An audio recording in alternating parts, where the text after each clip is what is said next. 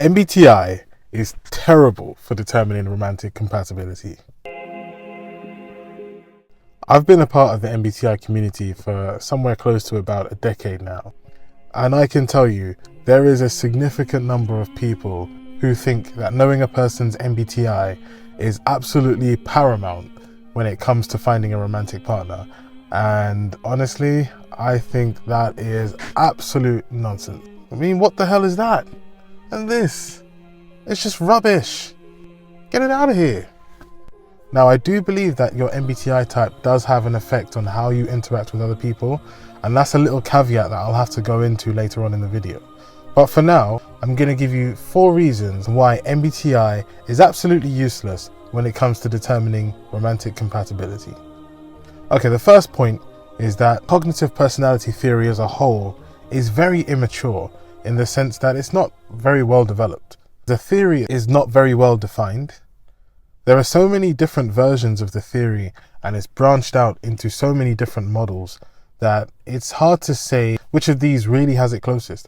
In my personal observation, I'd say that pretty much every single model I've seen out there on cognitive functions has some sort of blind spot. In almost every single model, they have some sort of compatibility matrix or chart. But the problem with that is every single one has their own standards on what makes a good pair of people to go with each other.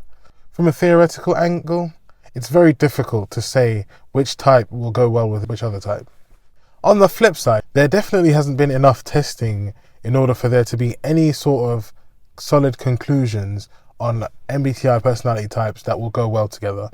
The second reason why MBTI is probably one of the worst ways you can try to find compatibility with people is that a lot of people are incorrectly typed. And I actually had this issue myself where I got with someone thinking that they were one type, but in the end, it turned out that they were in fact another type. And there are different reasons why a person might not type correctly. For example, you've got these questionnaires with some of the worst questions in the world, and they ask questions in such weird ways that you might not answer according to what your personality type actually is. Another reason people might mistype is age. Many younger people, and I say especially people who have not reached the age of about 20 to 25 years old, these people don't really know themselves very well. So they might answer these questions on these questionnaires with answers that don't really match what they truly are. Another reason why people might mistype is life conditions.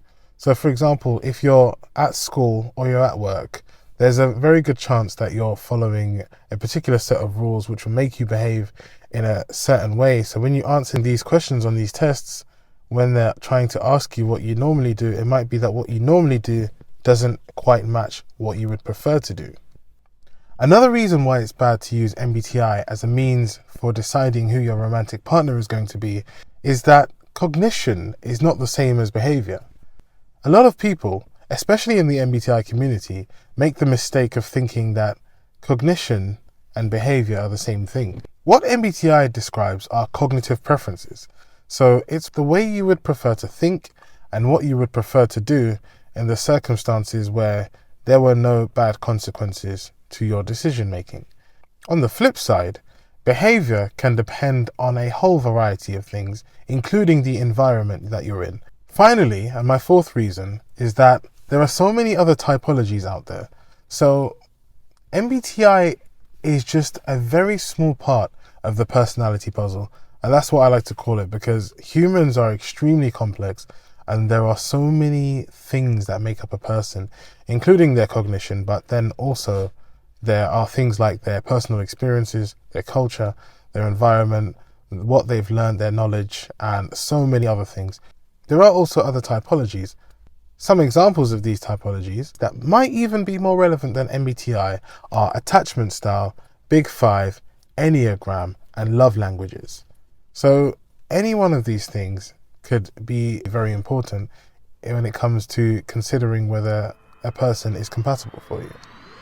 I'm hoping you can see now that relying solely on MBTI to choose a romantic partner or determine romantic compatibility is probably one of the worst choices you can make. I do recognize that people are really complex, and I believe that a relationship can work well if you consider the complexities of human beings, and you have to take a nuanced approach in dealing with people. Regardless of who you get with, every relationship requires hard work and maintenance. Two very important aspects of that are communication and compromise. Communication is very important. Now, I did mention that cognitive personality type, or MBTI, can have an effect on how you interact. And I do personally believe that the extroverted thinking versus extroverted feeling dichotomy is a good indicator of what you believe to be appropriate treatment of other people.